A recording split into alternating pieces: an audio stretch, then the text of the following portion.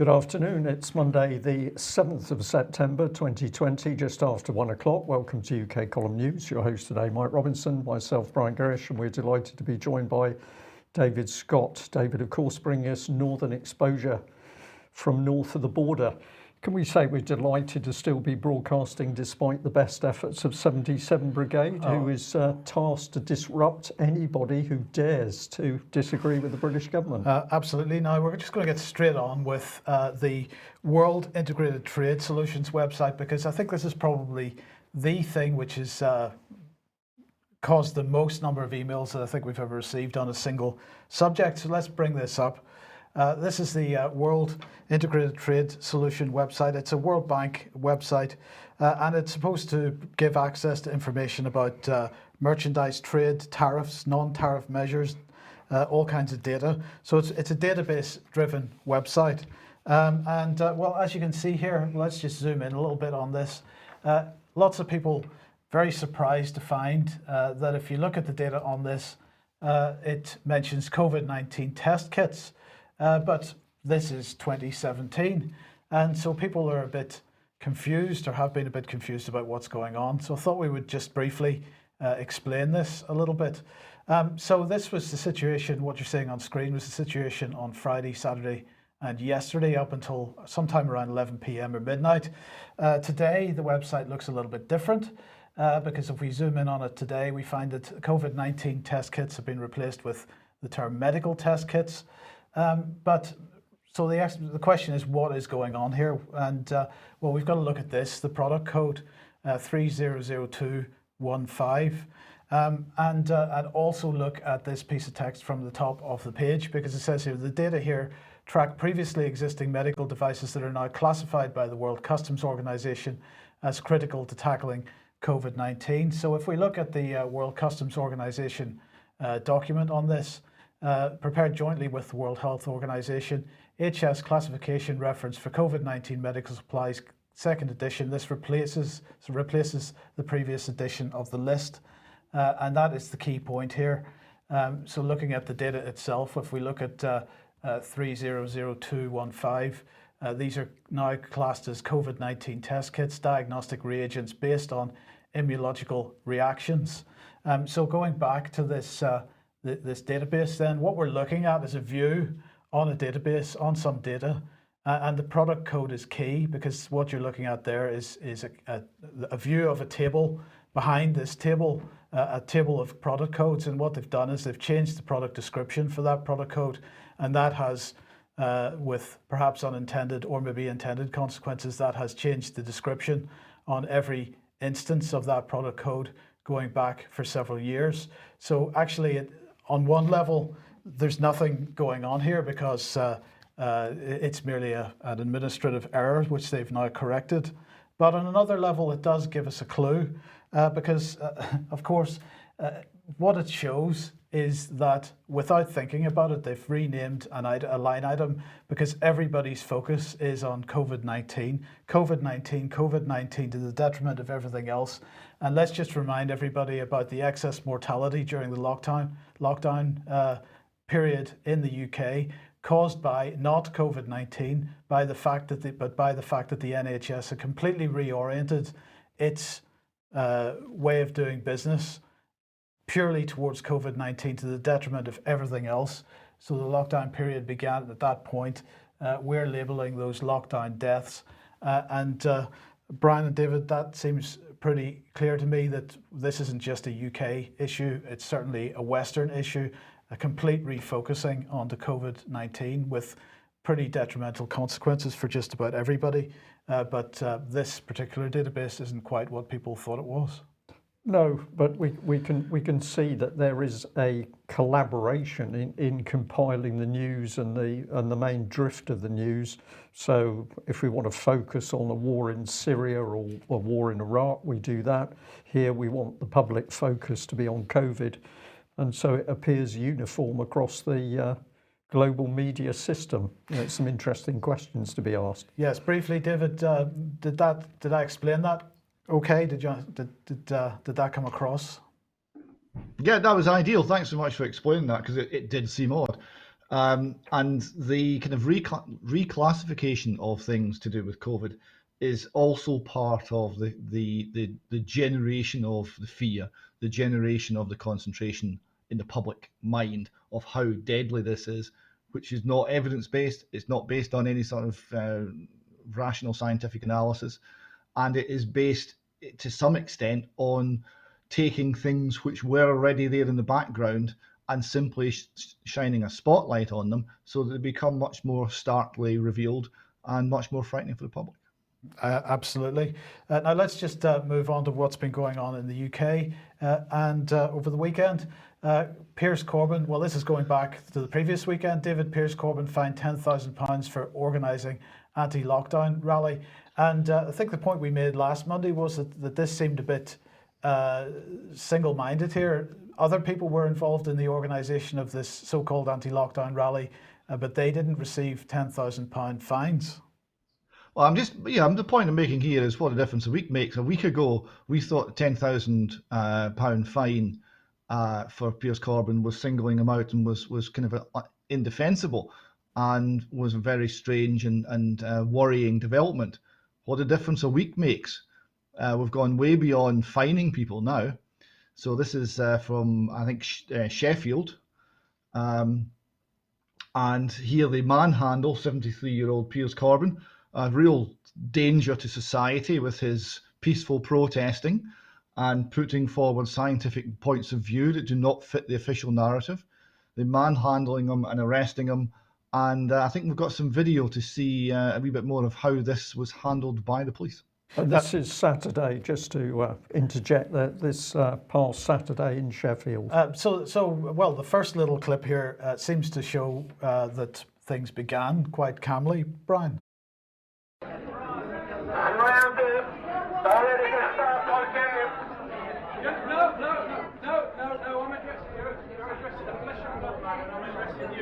Impersonating a constable. I demand to see your inspector. That's the end of it. I'm not my inspector. Come on, let's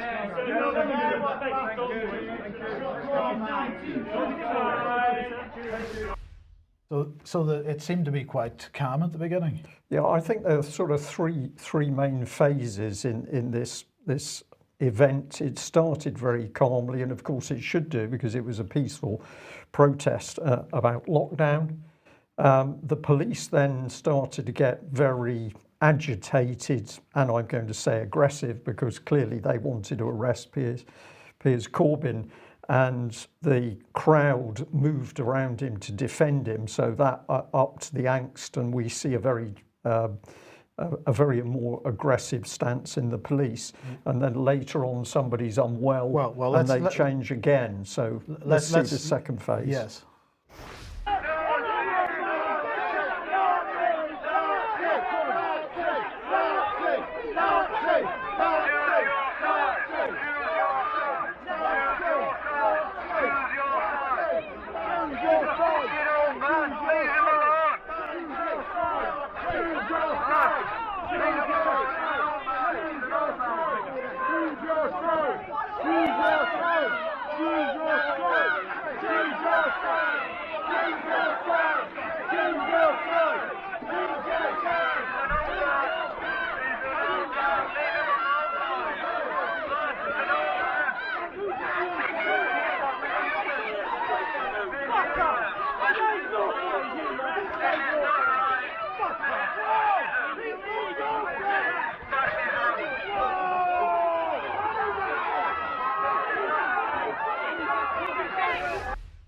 So, I mean, I think the first thing to be noticed there, Brian, of course, is this is a man in his 70s. He's not being treated very gently. Well, not at all. He's a 73-year-old scientist, and quite clearly the British government is terrified of this man and his knowledge and his opinions. He's challenging them on climate change. He's challenging them on the pandemic of COVID. So he becomes an extremely dangerous person. And it's clear the people have been told to arrest him at all costs because they don't really care what they do. And then, as you say, the third stage of this, unfortunately, involved a medical incident. So let's just briefly have a look at that. Shame on you! Shame on you! Shame on you! Shame on you! Shame on you!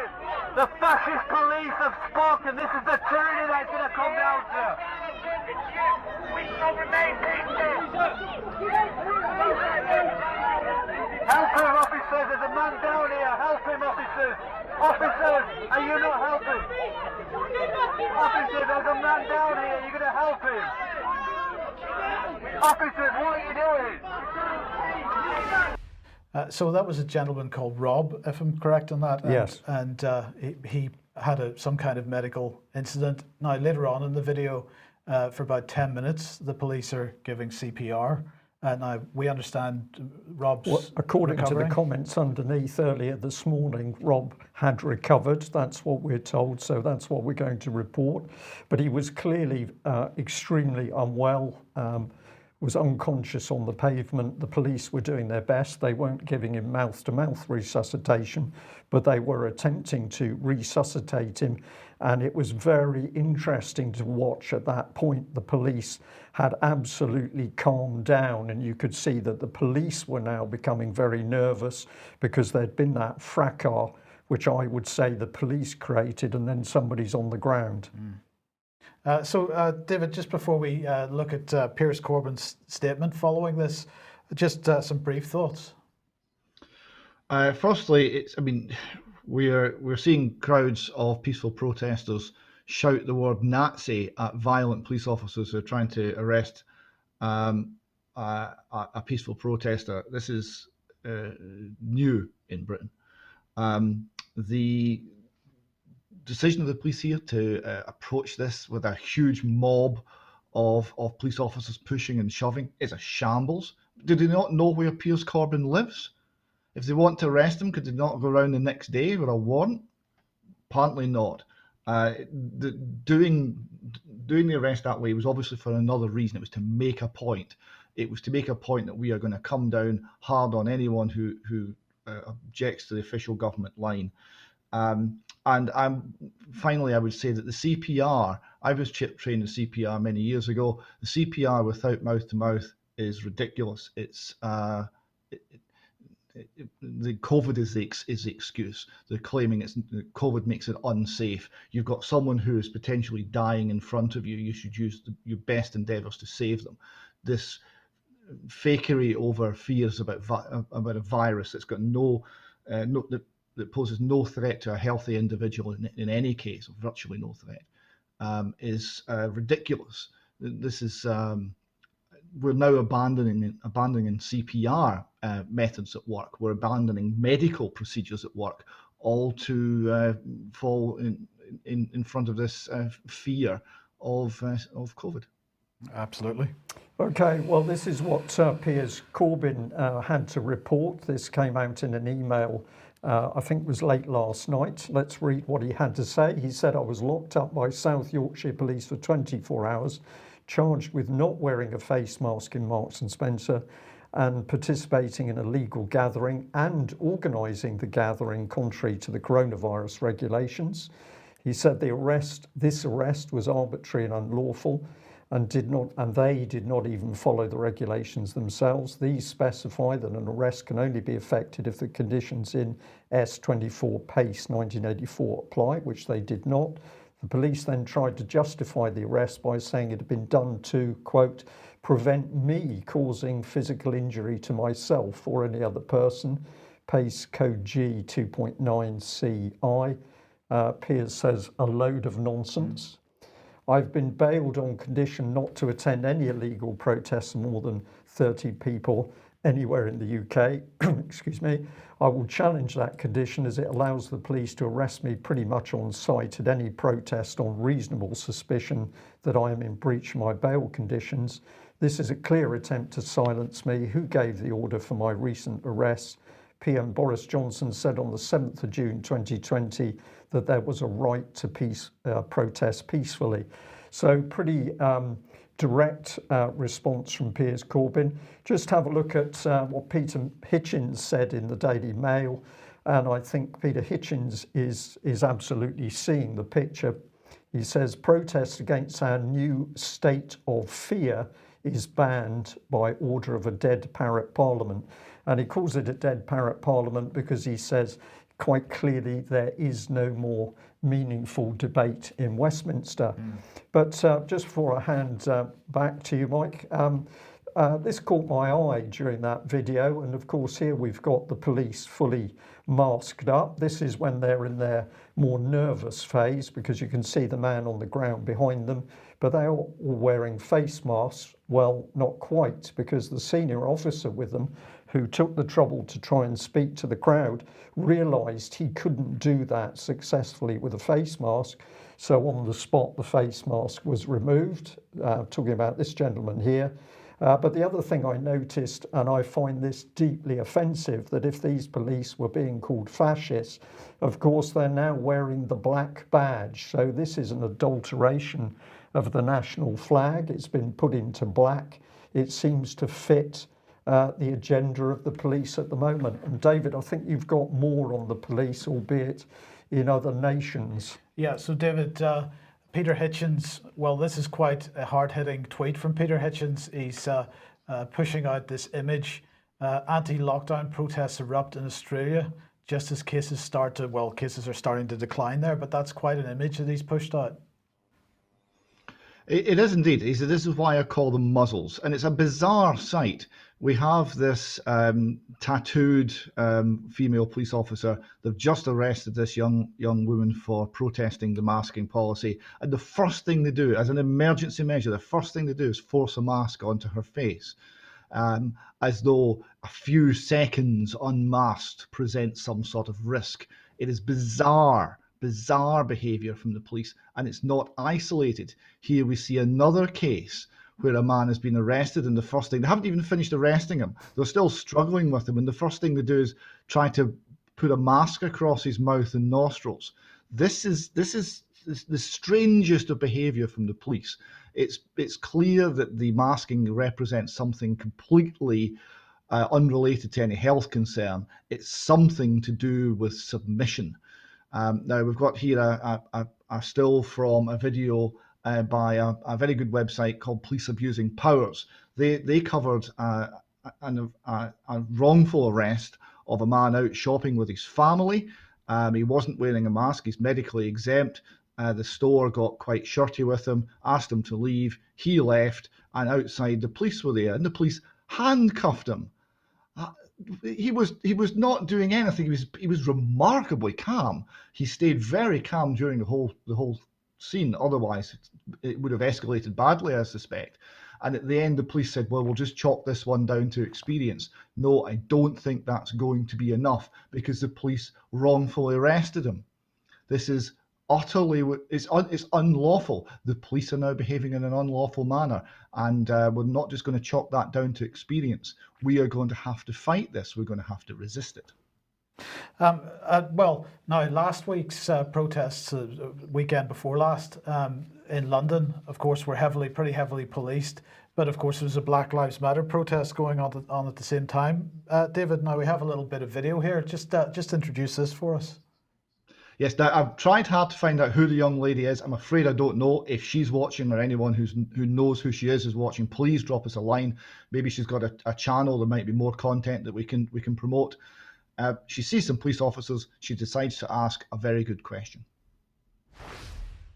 Big demonstration down there, and I'm pretty sure that large gatherings are banned because of the COVID restrictions. Are the organisers of that event down there going to be fined £10,000 like Piers CORBYN was in London, seeing as if that's another illegal gathering? Why are their gatherings allowed but anti-mask protesters aren't?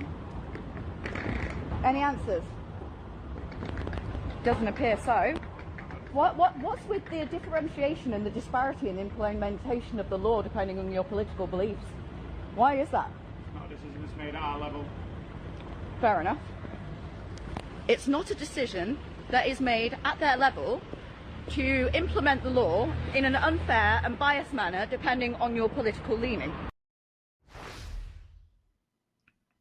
So you see there the cognitive dissonance, the awkwardness of the police when asked that question, because they quite clearly realise that they're no longer upholding the law. They're doing something else. They are following orders, and the orders are coming from a politicised top of the policing service in Britain that is no longer fit for purpose, no longer obeys the law, and certainly no longer serves the British people. Which then brings us on to this. Oh yes, this piece of propaganda. I could hardly believe my eyes when I saw this. This is from Number 10. This is from our Prime Minister. This is from a allegedly Conservative Prime Minister. He's retweeting about face coverings, and the HM government slogan here is "on means on." The way you would speak to a child who is about 3, if they were being naughty, that's how they're now speaking to us. Now, I would point out to the British government that no means no, and we do not consent. But yeah, a remarkable piece of propaganda. They're trying to get people to shout that at their friends and neighbours who refuse to wear a mask. I think they are. Absolutely, but let's show another piece of propaganda which is doing the rounds of Bolton. Thanks very much to James for this. Coronavirus alert. This is a high-risk area. Bolton is a high-risk area, so you've got to wash hands, cover face, make space. So this is the new slogan. Although the second slogan is still at the bottom of this, the new one seems to be wash hands, cover face, make space. So high risk. It's the mantra. This is all reframing. This is applied psychology to get people to believe in something by a repetitive linguistic mantra. Applied psychology straight out of the behavioural insights team. Now the question is, are the police following their own guidelines or following their own imposition of the government guidelines here? And perhaps the answer is no. So Geza Frackman, who's a long-time campaigner, has pushed out a video clip that's doing the rounds of social media at the minute because he happened to bump into the Chief Constable of the Metropolitan Police. And let's have a look at what happened there. Hello, Cressida. How you doing? My name's Geza Frackman, and I'd like to ask you a question. Why you would make a comment that borders on hate crime about embarrassing people that aren't wearing masks? I've noticed you're not wearing a mask. Cressida Dick, would you like to speak? Or do you just do it in the press? I think the public deserve an apology at least, or you're sacking. It's a disgrace. There are disabled people in this country, 5.4 million people in this country that suffer from asthma. I am one of those people. And you're happy to say to people, to embarrass people that are not wearing masks. You're a disgrace, you should be. So David, Cressida Dick clearly not wanting to offer any kind of statement. Isn't it amazing how when faced with a member of the public who's not cowed and wishes to ask a question, there is that Cressida Dick has nothing to say, and of course she's common purpose. And a quick thank you to Vernon Coleman, who's got a new website on a new channel to continue his old men in the chair comments, who said that common purpose had gone through every organisation in the world like Japanese knotweed. I thought that was a wonderful metaphor. A bit unkind on the knotweed, though, I'd say, David, but he's absolutely accurate. Absolutely. Now, what about exemptions? Well, this is also doing the rounds, and it says, I am exempt from wearing a face covering. I insist to insist that I disclose why is a breach of Section 29.5 of the Equality Act 2010. To deny me entry and or service is a breach of Section 13.1 of the Equality Act 2010. People might find that little badge helpful. Absolutely, but it goes on because here's the Universal Declaration on Bioethics and Human Rights, Article 6, consent. Any preventive, diagnostic and therapeutical medical intervention is only to be carried out with the prior, free and informed consent of the person concerned based on adequate information. The consent should, where appropriate, be express and may be withdrawn by the person concerned at any time and for any reason without disadvantage or prejudice. Yes, and I think that rather sums it up. Well, it absolutely does, which brings us to jchristoph.com. Yes, I thought this was an excellent summary of where we are on masking.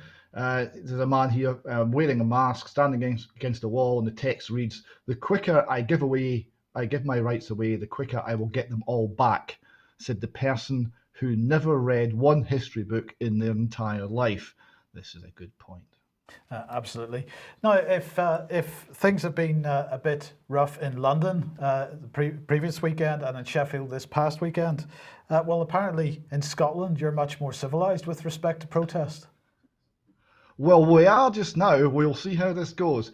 There was a protest march and gathering in Holyrood Park next to the Parliament on Saturday. So the BBC said about 400 people turned up. I estimate from the photographs I've seen about 2,000, which is quite accurate for the BBC actually. And it was. I've had lots of reports from it from people who attended. They said it was a very happy event, a lovely, positive atmosphere, excellent speakers, including Professor Cahill from Ireland. And you see her here with some of the supporters who turned up to hear what she had to say, and you can see they're having a whale of a time. So I would point out to all the fake news journalists and police roundabout that this is not something you need to intervene. These are people meeting, enjoying one another's company, listening to some ideas. It's called freedom. Please leave them alone. Absolutely.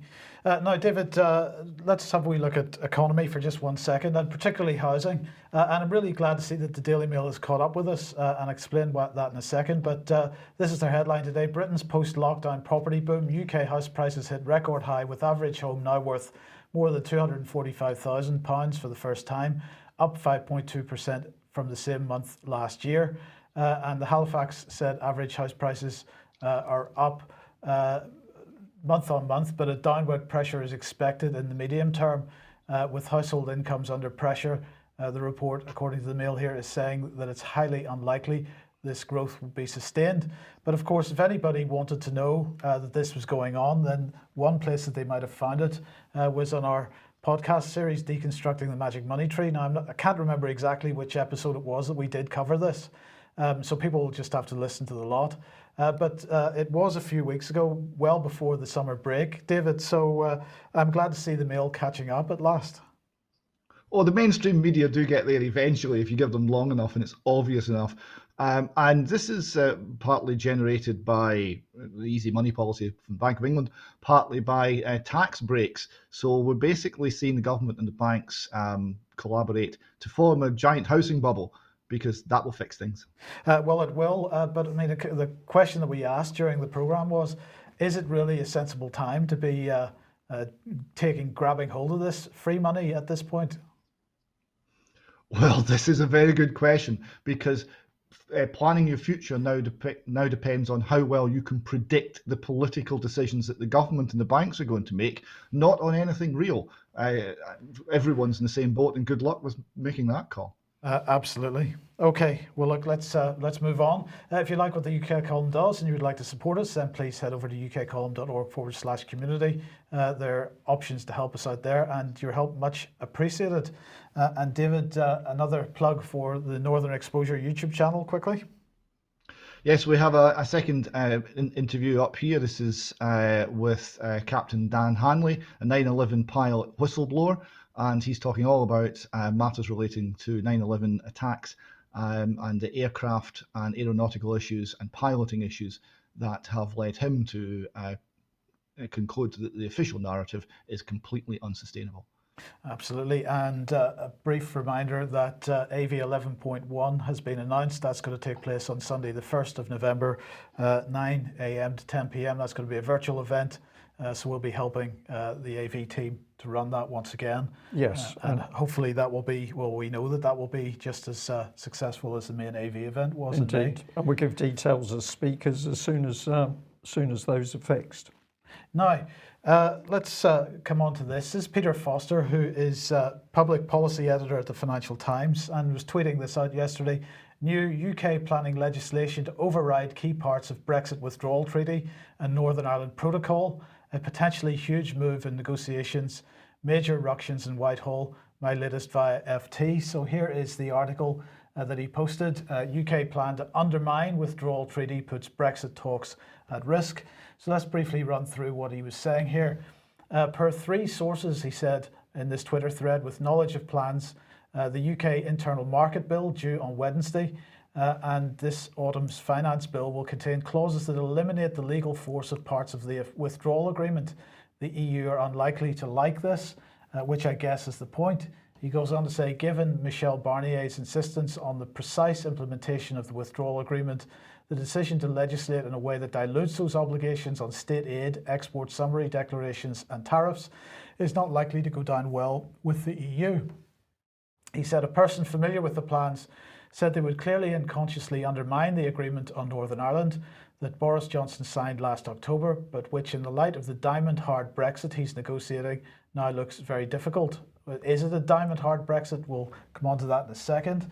A second person familiar with the plan said they were a blunt instrument that would directly set up UK law in opposition with obligations under the withdrawal agreement and in full cognizance that this will breach international law. Well, it won't just breach international law, because until the end of the transition period, at least, until we find out what the future relationship is going to look like, of course, it's also UK law, because the full body of EU law went onto the UK statute books under that previous legislation with respect to Brexit. It goes on to say a lot of Whitehall is deeply uncomfortable with this approach. Foreign Office not sure how it can criticise China for not meeting international obligation if UK is paring back obligations of a treaty it signed in less than a year ago, or help international trade department sign deals. Brexiters who've been calling on Boris Johnson to ditch the withdrawal agreement will like this move, and in a no-deal scenario where the UK seeks untrammeled sovereignty, it has powerful logic.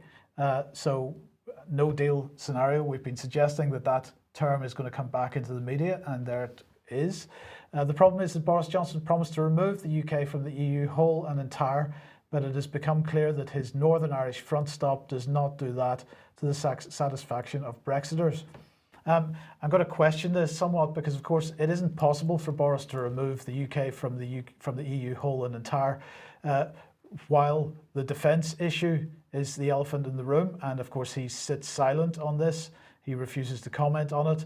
And of course the other issue is the Northern Irish front stop, as it seems to be being called now, because while there is an open border between Northern Ireland and the Republic of Ireland, and while the Northern Ireland remains part of the United Kingdom, then there is no useful solution to the customs arrangements, and there's no way for the UK to completely divorce itself from the EU under those circumstances. And Peter Foster goes on to say the plan, which I understand has been backed personally by David Frost, would clearly and consciously undermine the protocol. This is the protocol in the Northern Irish border, which both sides were working hard to implement. The move divided Whitehall at the highest levels. So if we really are heading for no deal, a free hand on state aid and sovereignty is the priority above all else, then it's hard to see how this government could live with the protocol as it stands. And finally, he said, is this a gambit? I think he's getting closer to the truth with this tweet. Is this a gambit, a move to try to force the EU to rewrite the protocol, or if not, have a hands-free no deal all the same? I've been doing this long enough, think back to October 29, not to make foolhardy predictions. We'll have to see. Well, David Frost, of course, has said the EU should take our position seriously. The UK will not blink first. So, David, I'm interested in your thoughts on this, because is this simply Britain putting a hard position in place with a view to trying to bully the EU into a particular direction on a particular issue? Or is Boris real about actually a proper no-deal Brexit? It seems almost schizophrenic, because on the one hand, we're not saying anything about EU military union, and we're completely giving in to international policies to do with COVID and shutting the economy down. So it's complete surrender. And on the other hand, there is, it would appear, quite a lot of evidence that he's actually playing hardball with the Europeans. I've been trying to make sense of this policy. I have not been getting very far. Are we looking to establish our sovereignty, or are we looking to surrender it? Because we seem to be doing both at the same time right now. Isn't that the way politics is going in general at the moment? Well, politics is failing on an international level at the moment. And maybe it's just another example of that. Maybe they're no longer coherent. Well, indeed, that may be the case. But now, just wanted to give one piece of clarification from Friday's programme. Was it Friday's programme? Yes, with David Ellis. We were talking about the negotiating groups for the future relationship, and this is them. It's everything from trade and goods to fisheries to law enforcement, so-called thematic cooperation. And then we were making a bit of a joke about horizontal arrangements and governance. And I just wanted to make it clear what that was, because a couple of people did contact me to ask. Well, horizontal arrangements, this is the term that the European Commission uses for aviation agreements between member states, and to make sure that there's parity on aviation between member states. You can guess why they want to call it horizontal arrangements. Perhaps they're making some comment about the direction that aircraft should be flying in. Up and down isn't really something that aircraft should be doing. But Mike, one of the things I've noticed is that ever since we got involved in the European Union, our spoken and written English changed. A whole raft of words and phrases, expressions came in which were basically meaningless, but they've been given new definitions by the European Union. So for aviation to become horizontal, I think the average builder is going to have to pay attention. Well, there's the document. If you want to find it, it's European Commission document, Mobility and Transport, External Aviation Policy, Horizontal Agreements, and that gives your full definition there if you want to see it.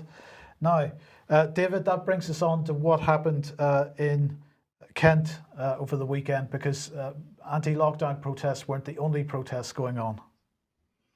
Yes, there was some people out protesting against the continued illegal immigration into the country, with around 100 people a day coming through Dover. So they decided to have a protest at Dover. The protest was peaceful, although it did block the highway, and that was rather its point. And it's very interesting to see how the police reacted at Dover.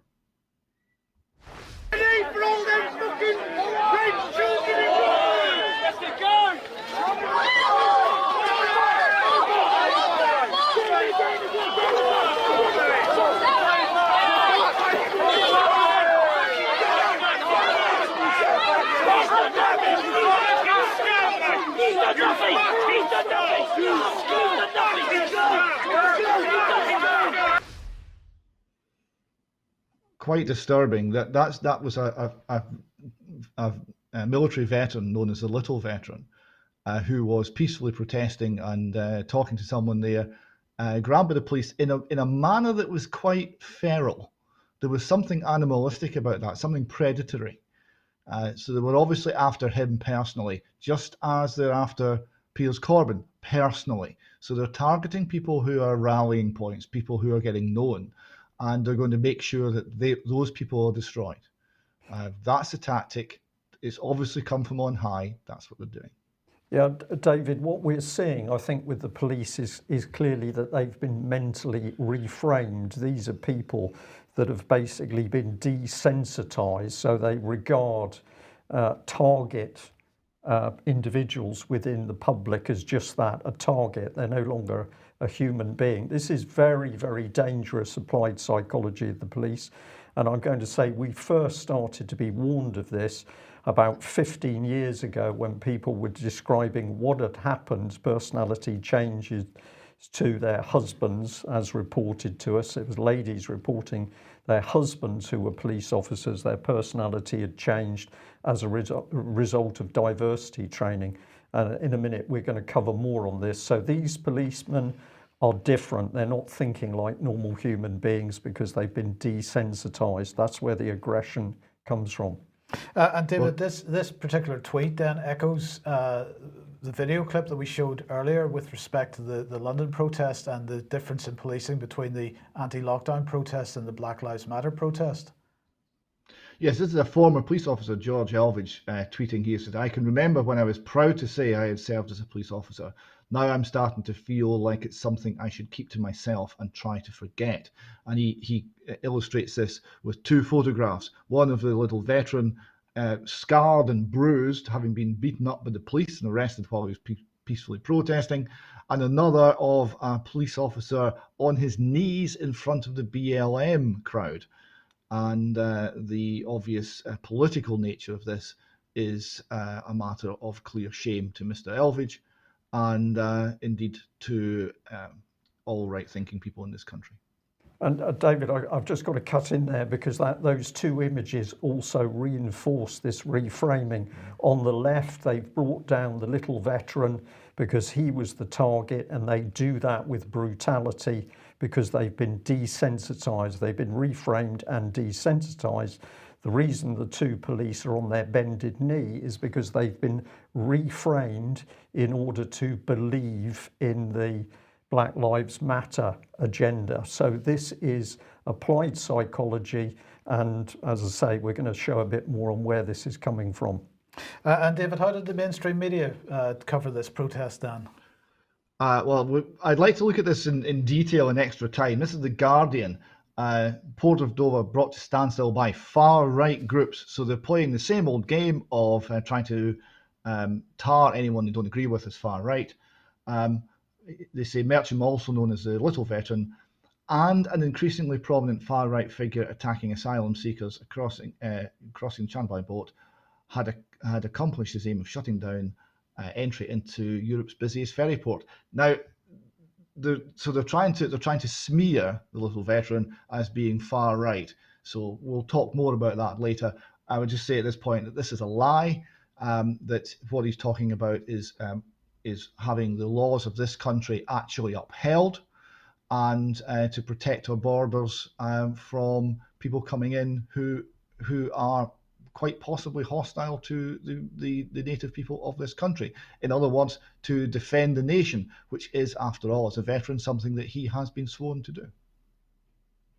Okay, thank you for that. Well, let's have a look.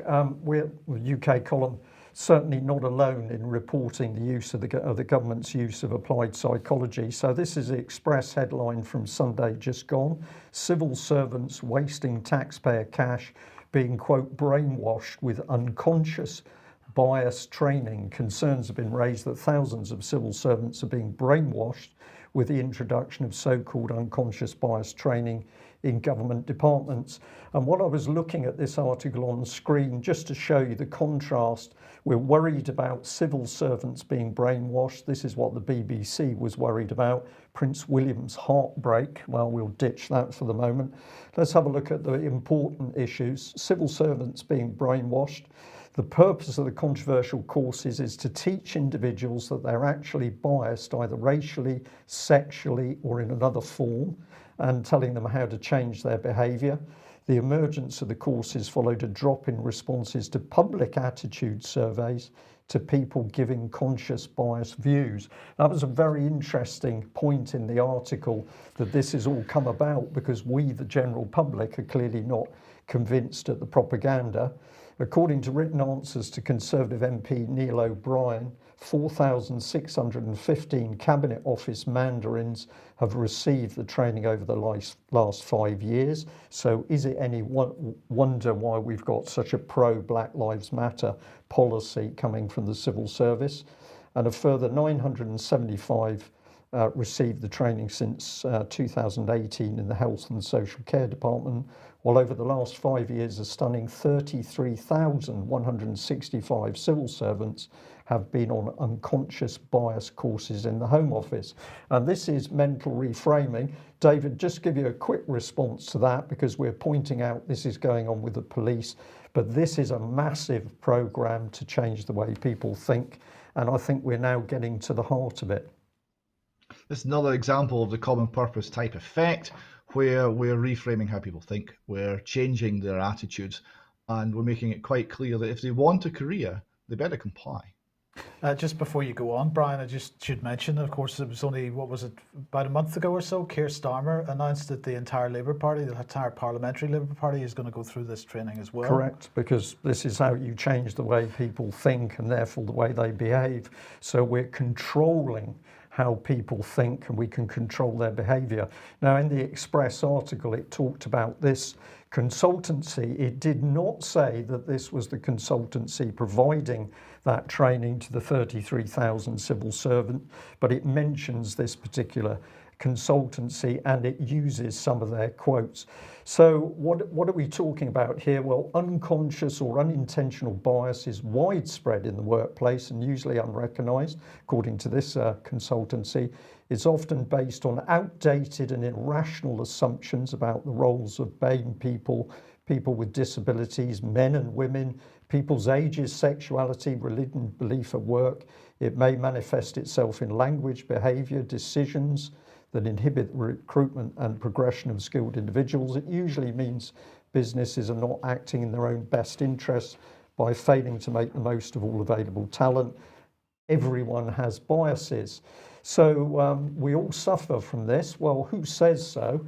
Well, in the case of this company, it's this lady. She's the director, Alison Malik, and she's got a background in teaching and management, but she seems to have been advising everybody, a huge number of clients. Encourage you to go to the website and look. But this caught my eye because they actually have a statement supporting Black Lives Matter.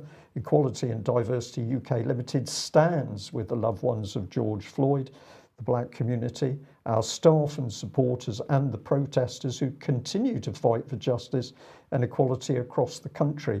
It is all of our responsibility to speak out publicly against racism, systemic injustice and police brutality, and to elevate voices and amplify stories of people of colour within our communities.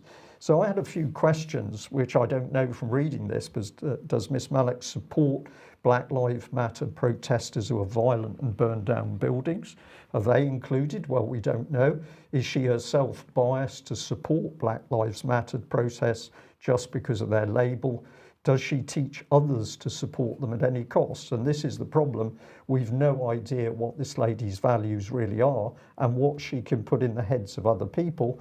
But these are some of the areas that they cover, and there's everything: sexual orientation, equalities, religion, gender, age, human resource management, mentoring. They can improve everything. They've got a training philosophy, and if you read through this, this is the one which I think is the most dangerous, because they're saying, oh, we use a carrot, not a stick. We're challenging attitudes towards diversity and equality without being confrontational, so that participants question their own beliefs, assumptions and behaviour. And this is the danger, because it sounds reasonable, but what you're actually doing is starting to attack the person and their own personality, and they're reframing it and rebuilding it as they think fit. And if you're going to get involved with this, well, it's no small sum, because here's the charge: £795 for a full day. So how much was spent on the 33,000? But this is the man who's deserved some praise, because it's Andrew BRIDGEN MP, and he's the man getting upset about this and speaking out. And he says this is just brainwashing people, telling them they have an ism, whether it's racism, misogynism or something else, when they haven't. It is all about entrenching certain attitudes and preparing people for so-called positive discrimination, which of course in itself is discrimination. So this man right on the button. And the article ends by saying that Mr. O'Brien's questions have come as MPs have also been asked to take part on similar courses in the wake of the Black Lives Matter for All. So here we see the training.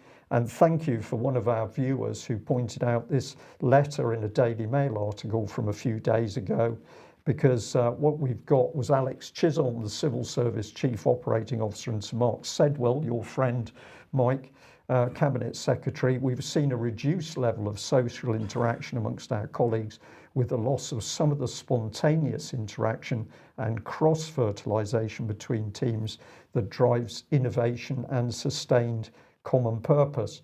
So this is the common purpose unleashed by Tony Blair to reframe people. They worked out of the office of the Deputy Prime Minister with John Prescott, but surprisingly the whole system was taken over seamlessly by David Cameron. And if you want to read more, UK Column website, and there's the article From Magic to Madness, the government's NLP assault on our mind. Unbelievably dangerous, David, that it's not just the police being targeted, but it's being targeted across the whole of the civil service, and now MPs as well. £795 a day times 33,000 is 2.6 million. So, sorry, no, 26 million, beg your pardon, 26 million.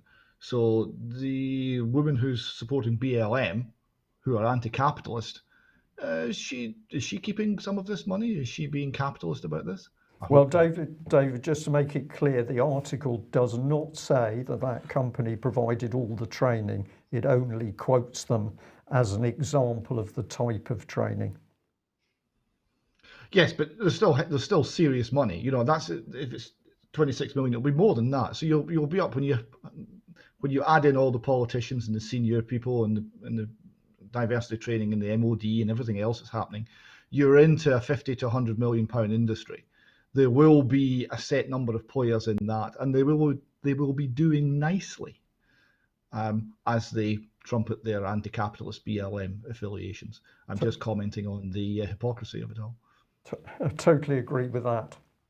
Okay, now let's bring Juliette Harkin on screen. Now, of course, Juliette Harkin no longer works for BBC Media Action. She went off and did a postgraduate degree, but this is what she had to say a number of years ago. We, BBC Media Action, worked in 2004 with individuals within the Syrian ministry who wanted change and tried to get them to be drivers of that. So this is a charity which is run by the BBC, shares a pension pot with the BBC, but is apparently completely independent of the BBC. Brian, isn't that right? That's what they say. That's what they say. They're very in bed, but separate. Absolutely, but they were working in Syria in 2004 to encourage people that wanted change and get them to be drivers of that change. She went on to say this: all media development work that has been done in Syria has, in my opinion, been predicated upon this idea that there can be change from within. And she said, you have an authoritarian regime and you find who the reformers are within that and you work with them. So this is BBC Media Action. Now, BBC Media Action heavily funded, completely separately from the 3.8 or whatever it is, or 4.2 billion pounds that the BBC receives by the Foreign and Commonwealth Office. So let's just have a look at FCO's spending, over £25,000 for April 2020. These are the most recent figures. And we can see BBC Media Action on there. And we can see them further on down this spreadsheet, and again further on down this spreadsheet, and another pot of money further on down this spreadsheet. So in 1 month, they received £443,364 from the Foreign and Commonwealth Office. And if you're, pushing forward for regime change in other countries, you could see that that's, from the Foreign Office's point of view, perhaps money well spent. I may disagree with the way that that money's been spent and disagree with the entire thing. Now, why am I mentioning this now? Well, you'll be glad to know that the UK has announced it is doubling its support to independent media, human rights organisations and community groups in Belarus. And here is the lovely Wendy Morton, who's the Foreign, Commonwealth and Development Office Minister, saying the UK stands in solidarity with the Belarusian people who have made clear their desire to live in a democratic and fair society. I'm not entirely clear that they have made that clear, but this is what she says anyway. The government says that they've been unequivocal in their condemnation of the attacks on media freedom by the Belarusian authorities since the fraudulent presidential elections. They're claiming they're fraudulent. I'm not sure what evidence they have for that. They certainly don't present any evidence. Of course, evidence is rarely required these days, including the targeting, harassment and detention of journalists and restrictions on internet access. This additional funding will help to support independent media and those defending human rights in Belarus at a time when objective and honest reporting is most vital. So that new funding is going to help counter gender-based violence, support human rights defenders and ensure a thriving and independent media environment, which is the bedrock of a stable, successful democracy and a powerful tool in countering disinformation and malign narratives. Does that make you both feel warm and cuddly inside? No. No. Right, okay. It goes on to say the UK's financial support to Belarus over the last year has provided assistance to independent media on business management and financial planning, supported local journalist communities and supported work with the UN to counter domestic abuse by setting up victims hotline for women and children. So there you go, David. We're not working towards regime change at all. We're merely looking at helping with domestic violence and making sure that the Belarusian people get access to a burgeoning media, a free media, very much like our own free media, which is the basis of our own wonderful democracy and something that we should be exporting to other places. Do you think the people in Belarus are wondering what second prize is and could they have that instead? Well, I think that the second prize is going to be liberty, as we just described on UK Column News, where the police step in and arrest 73-year-olds if they disagree with the government. So, you know, if Belarus thinks it's going to get freedom out of this, I think something rather different's coming. No, it's regime change coming, and I would imagine, I don't know yet, but I would imagine the BBC Media Action will have a role to play in that. Now, David, coming back to Peter Hitchens, distilling power out of fear, how to do it, is what he tweeted out. Yes, and this is something we covered back in May. And it's a quote from the SAGE meetings, where the recommendation was a substantial number of people do not feel sufficiently personally threatened. The perceived level of personal threat needs to be increased amongst those who are complacent, using hard-hitting emotional messaging. So thanks to Peter Hitchens for echoing what we're saying there. This is a vitally important thing to understand, that your government is lying to you. They are trying to manipulate you by making you fearful so that you will comply. And it is policy because we have the minutes. Absolutely. And of course, Peter Hitchens getting it. We've said that a few times today, but also some cartoonists. Yes, here's some cartoons on the subject of masking. Here we see the mask being put on with a jackboot in the back of the head. That seems to be exactly what's going on. And we have a second one here where we have a masked individual noted as a brainwashed face diaper puppet. And he's being controlled by the World Health Organization, government globalists, and the 1%. And I thought that was rather spot on too. Yeah, absolutely. So where does that take us? The United Nations. Well, yes, we've got a bizarre moment of strangeness from the UN. So they're tweeting out here, COVID-19 pandemic is demonstrating that what we all know. And what do we all know? Well, according to the UN, we all know that we've had millennia of patriarchy, which has resulted in a male-dominated world with a male-dominated culture, which damages everyone, women, men, girls, and boys. And they're tweeting out it's time to rebuild more equal, inclusive, and resilient society. So we're going to change society, and apparently it's all the fault of men, but men suffer even though it's the fault of men. It's a completely incoherent and bizarre. This is from the extreme, crazy left of feminism a few years ago. It's now mainstream. It's the common purpose effect with the Trifid-like or knotweed-like effect of people coming into organizations, taking them over from the inside, and then coming away with this strange philosophy.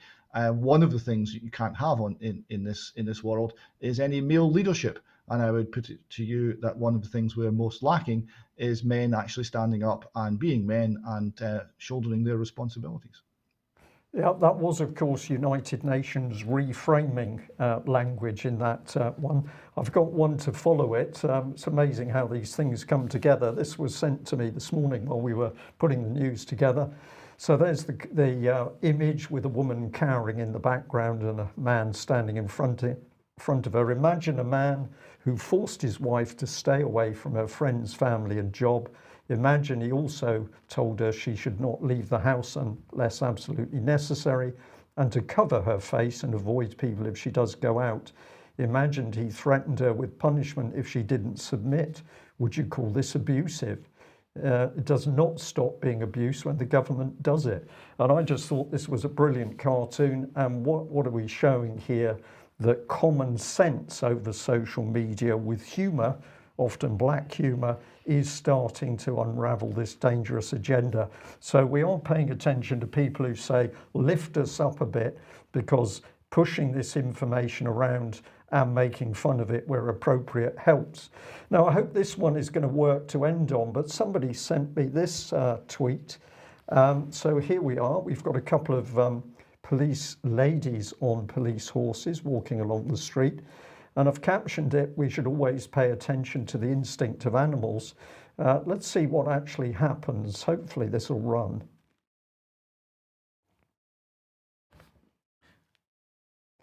Well, we've got them approaching a rainbow crossing, and for those who are listening, the horses clearly don't want to go across the rainbow crossing.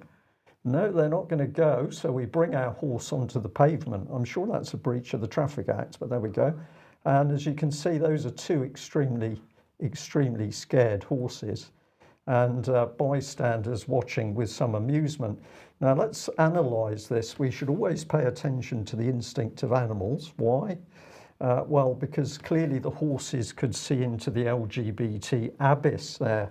And what am I getting at? Well, of course, we've said it many times. If you're gay and you think that the government is supporting gay people, then you need to think again, because the gay agenda is being tolerated as one step towards transhumanism, and that transhumanism will destroy us all, no matter what orientation we've got. But remarkable that the horses could see it, but the two police ladies clearly couldn't. Closing thoughts, David? I thought that was a remarkable little piece of video. And yes, what were the horses seeing? I wish I knew. Yes, presumably they were watching something dark. Okay, well, thank you all very much for joining us. I just wanted to say, a couple of you have asked about an update on David Noakes and Lynn Thayer. We will get that for you. We're working on that. And I just want to say, a couple of people defending NLP. The big point is the NLP is being used for very, very dangerous political purposes, and that's what we need to focus on. We don't need to be defending NLP. What we're doing is exposing the dangers of the malevolent use of it. And things must be getting better, because the quality of those tweets is improving, Mike. Absolutely. We'll leave it there. David, thanks for joining us. We'll be back at the same time on Wednesday. Bye-bye.